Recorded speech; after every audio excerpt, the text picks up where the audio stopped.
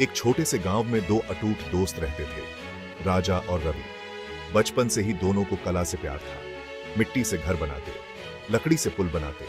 दोनों का सपना था बड़े होकर मशहूर वास्तुकार, आर्किटेक्ट बनेंगे, सुंदर सुंदर इमारतें बनाएंगे, दुनिया को अपनी कला का जादू दिखाएंगे। गांव में एक पुराना मंदिर था, टूटा फूटा और पुराना। राजा और रवि घंटों उसे देखते रहते, सोचते रहते कि कैसे उसे फिर से सुंदर बना सकते हैं, कैसे उसकी खोई हुई शान वापस ला सकते हैं। यह सपना उन्हें आगे बढ़ने की हिम्मत देता था। गांव के स्कूल से 10वीं पास करके दोनों शहर चले गए।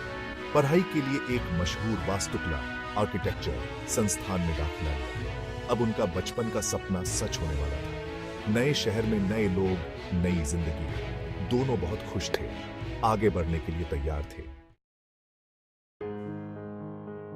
शहर की चकाचौंध ने राजा और रवि को भर डिस्ट्रैक्टेड नहीं किया। उनका ध्यान तो अपने लक्ष्य पर था। पढ़ाई में दोनों ही होशियार थे, लेकिन तरीके अलग थे।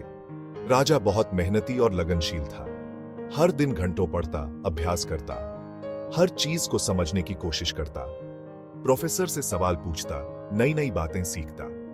रवि थोड़ा लापरवाह था, पढ़ाई में बस ठीक ठाक था। उसे मौज मस्ती से ज्यादा प्यार था।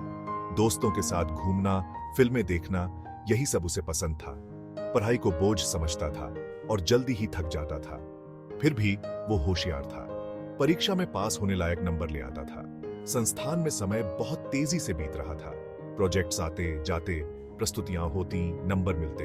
राजा हर प्रोजेक्ट में अपना पूरा दम लगा देता, अपनी कलाकारी और मेहनत से अलग तरह के डिजाइन बनाता। प्रोफेसर भी उसकी तारीफ करते। रवि बस काम चलाऊ काम करता। उसे अपनी अक्ल पर भरोसा था। सोचता था, जरूरत पड़ने पर मेहनत कर लूंगा।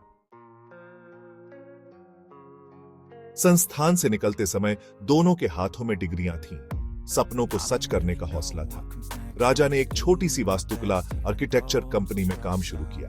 कम तनख्वाह पर भी उसे कोई शिकायत नहीं थी। वो सीखना चाहता था, तजुर्बा हासिल करना चाहता था, बहुत मेहनत करता और अपने काम से खुश रहता। रवि ने अपने पिताजी के दोस्त के यहां नौकरी शुरू की। एक बड़ी और मशहूर कंपनी थी। तनख्वाह अच्छी थी, काम कम। रवि को मौज मस्ती के लिए बहुत समय मिलता।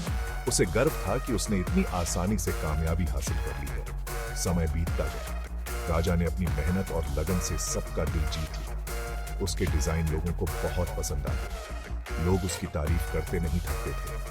धीरे धीरे उसे बड़े बड़े प्रोजेक्ट मिलने लगे। उसका नाम और काम दोनों मशहूर होने लगे। रवि अपने काम से खुश था। उसे लगता था कि यही कामयाबी है। उसे अपने पिताजी के दोस्त का सहारा था, इसलिए उसे कोई फिक्र नहीं थी। लेकिन धीरे धीरे लोग उसके काम को समझने लगे। उसकी कंपनी के डिजाइन में कुछ नया नहीं था। सब कुछ पुराना और साधारण लगता।